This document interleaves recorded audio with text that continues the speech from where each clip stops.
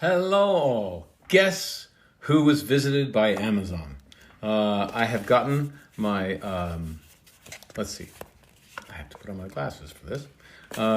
My Folger, Romeo and Juliet, and my Pelican.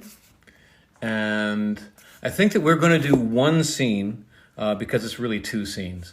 Act 1, Scene 2.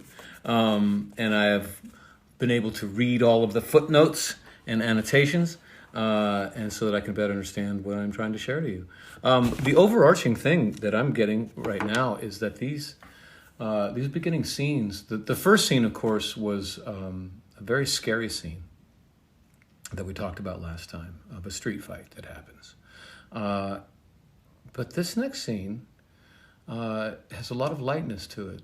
And then the scene that we'll talk about the next time, Act 1, Scene 3, is a comedy scene.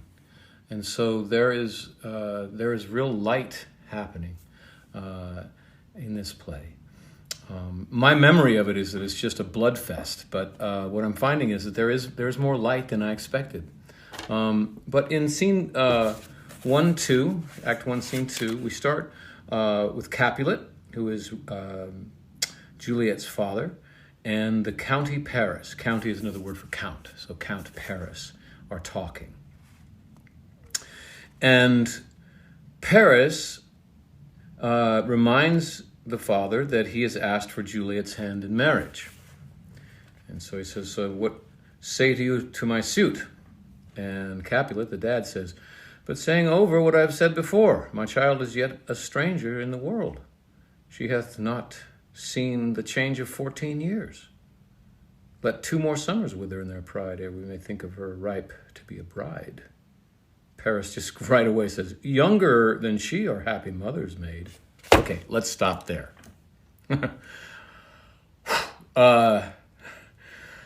Reading this, I have to remind myself that we are talking about a very different culture. And in this culture, 16 is a normal age to be married. And arguing about whether or not that's right, all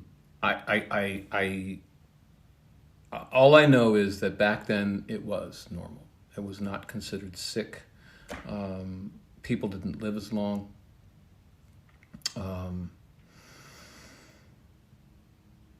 I think it's too young. I really think it's too young. But I mean, I'm born when I'm born, so I have to set that aside and really just look at the scene.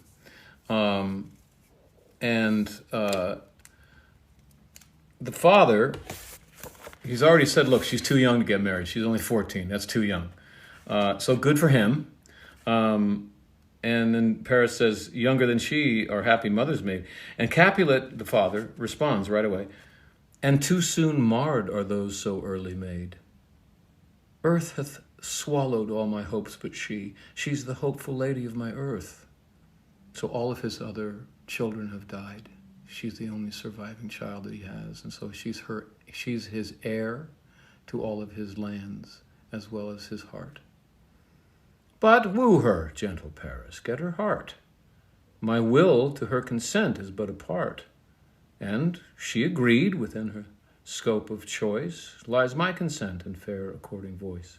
So what he's saying is, the first thing is that she wants to marry you. And then I give my consent. But frankly, if she wants to marry someone, I'm likely to give my consent. It's really her choice. And so again, kind of good on him.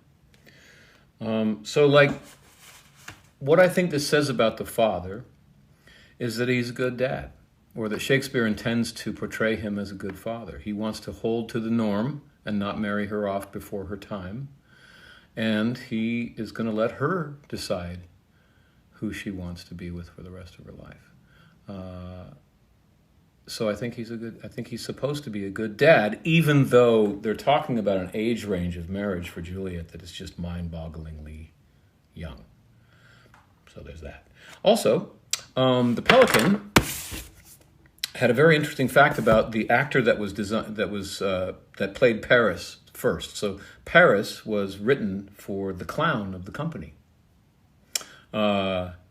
which we don't know if it was intended as a clownish role. It's not really written clownishly. It may just be that actor fit, and that actor didn't want to play all clowns, and he asked Bill, hey, can I play something other than a clown every single time? And gave him Paris. But I think suffice to say, it's very clear that Paris is designed as a character that the audience does not want Juliet to be around. Perv. Anyway, so then a really nice piece of language follows. The father says, this night I will hold an old accustomed feast, whereto I've invited many a guest, such as I love, and you among the store. One more, most welcome, makes my number more. At my poor house, look to behold this night earth-treading stars that make dark heaven light. Earth-treading stars. So stars that have fallen and are now walking around Earth. He's referring to all of the available young women of Verona. All of the unmarried maidens are going to be at this party. So they are earth-treading stars. Such comfort as do lusty men. Lusty is just vigorous. It does not lust. It's just vigorous. Such comfort as do lusty young men feel when well-apparelled April on the heel of limping winter treads. So all the young men are going to be there too. All the vigorous young men are going to be there too. April is the month of lovemaking in the Elizabethan world. And so we're all coming out of winter. It's April. Everyone's going to be kind of excited as people are in the spring. And he says, even such delight among fresh fennel buds shall you see this night inherit my house. It's interesting. Fennel is, and this is coming boom from the book, fennel is an herb which they thought would inspire passion. But this is also very interesting. This is why I like to read more than one version. The Pelican says that in the original text called the Quarto, it was actually femel, which is kind of a version of female. So Shakespeare is making this really tight little double meaning on this word. So he doesn't say female, he says femel, which can trigger the ear to mean fennel, which is going toward a herb believed to inspire passion, but also femel, female, so that in the way the language flips off the tongue quickly, it's going to have both effects on the audience. It's a very small thing, but it's very tight. And the father goes on. He's instructing Paris. He says, "Hear all see, and like her most, whose merit most shall be, which on more view of many, mine being one, may stand in number, though in reckoning none. Come, go with me." And he's saying, why don't you just come to this party and check all the women out? You might find there's one that you like better than my daughter, actually. Why don't you come along? So in one speech, Capulet, for me, if I accept his time, comes off as a pretty cool dude. Pretty good dad, actually. And that's how we meet him. So I think Shakespeare is making a point about that. We're in for rough waters, but I think that the first reaction from the audience is like, "Hey, I like that dad. That's a good dad." And then he calls in a serving man, and he says, "Here's a list of all the people I want invited to my party tonight. Go and tell them all." And they leave. And the serving man turns to the audience, and he says, "Find them out whose names are..." Now, the servingman, the point of this speech is the servingman can't read. So he's been given the list, he can't read it. And he says, "Find them out whose names are written here. It is written that the shoemaker should meddle with his yard, the tailor with his last, the fisher with his pencil, and the painter with his nets." Okay. This is why comedy is hard. We don't know any of that. So, just unpacking it. We are the Elizabethan audience assumes that a servingman probably can't read, so they're in on the joke that I can't read. You know, what's written here? I don't know what's written here. So this is the long way of saying I can't make heads or tails of this stuff. But he says it is written here that the shoemaker should meddle with his yard. Meddle is work, and yardstick, and the tailor with his last. The last. I had to really go through this. The last is a model of a foot. So a tailor should be working with a yardstick or a measuring stick, and the shoemaker should be working with the last, which is the model of the foot, but it's reversed here. So that's kind of the point. Get it? These are jokes. You explain a joke, and it's no longer funny. The fisher with his pencil and the painter with his nets. Pencil in this is kind of like a brush. A painter uses a brush, and a fisherman the nets. Again, it's transposed. This brings up something. This is one of the reasons that Shakespeare is best seen and not read. Because when you read it, you have to go through all the footnotes to understand it, but when it passes through an actor, the actor looks at all the footnotes, and the actor is able to make it clear, even if you don't understand every word and every allusion, you can get the sense of what they're saying. Much Ado About Nothing is one of my favorite Shakespeare movies, with Kenneth Branagh and his wife, Emma Thompson. And it's all comedy, and it's frothy, and it's thick, and you can understand almost all of it, especially their scenes together. So if you want to know what I'm talking about, go watch that movie, Much Ado About Nothing. And you'll see what two really wonderful actors, how they can help a person get Shakespeare without having to do all the homework. So anyway. And the servant says, "But I am sent to find these persons whose names are here writ, and can never find what names the writing person here hath writ. I must to the learned. But in good time." So he's got to go find someone who knows what they're talking about, who can read, and in good times, here comes someone who might help. And then enter Benvolio and Romeo. And Benvolio is trying to get him to look at other women still, so that he can get over his love for Rosalind, who wants to be a nun and is unavailable. And Benvolio says, "Tut, man, one fire burns out another's burning.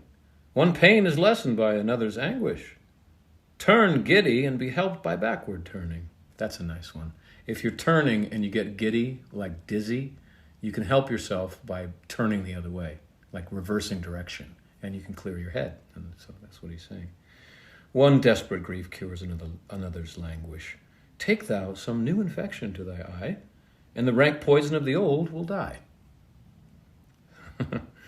So, Romeo will have none of it. He says, "Your plantain leaf is excellent for that." A plantain leaf is thought to have cured infection or helped with bleeding. "Your plantain leaf is excellent for that, Benvolio. For what, I pray thee, Romeo? For your broken shin." So he's saying, look, your medicine here isn't working on me, basically. There's another nice piece. So the servingman gets Romeo to read the list, and we find out all the people that are invited. And Romeo and Benvolio find out that there's this party happening at the house of their enemy. And Benvolio gets an idea, which is exactly what he was talking about before.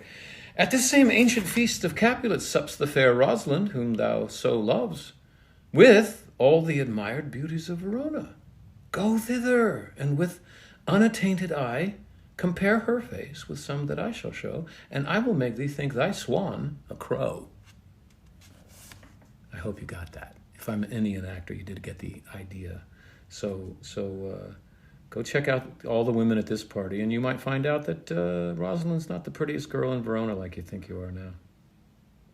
And Romeo says, when the devout religion of mine eye maintains such falsehood, then turn tears to fire. And these, he points to his eyes, these who often drowned could never die, transparent heretics be burnt for liars.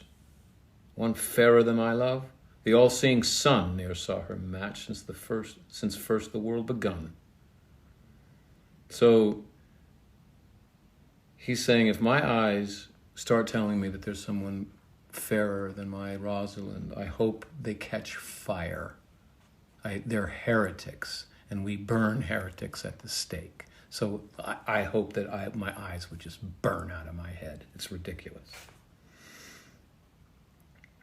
So Romeo's talking about his eyes, and Benvolio picks up on the metaphor for eyes, and he says, Tut, you saw her fair, none else being by, herself poised with herself in either eye. But in that crystal scales, let there be weighed your lady's love against some other maid that I will show you shining at this feast, and she shall scant show well that now seems best. So, Benvolio then says, okay, your eyes are like scales, not fish scales, but weighing scales. And you've put Rosalind on both sides, both eyes, so she's equal. But let me put another woman on one of those scales, and you may find that that wins out. And then Romeo says, "Oh, go bite me. I'll go along, no such sight be shown, but to rejoice in the splendor of my own." And they go. And that is almost 20 minutes on that. So, yeah, check out Much Ado if you have time. Okay, we will continue this next week.